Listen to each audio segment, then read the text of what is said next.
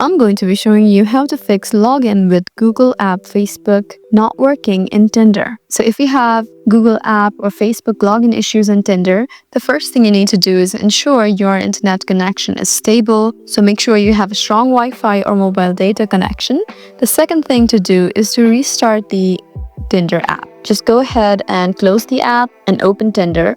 Again, this will completely refresh the system. If it's still not working, then you may need to reboot your phone or computer to refresh the system. Just restart your device. You also need to check through your App Store or your Play Store that you have the latest version of the app. So make sure you have a completely up-to-date Tinder.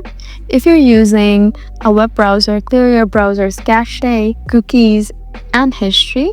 And in these ways, you can successfully fix login issues with Google app Facebook. I hope this video was helpful for you. Please leave us a like and drop us a comment down below, and we'll see you again in our next video. Thank you for watching.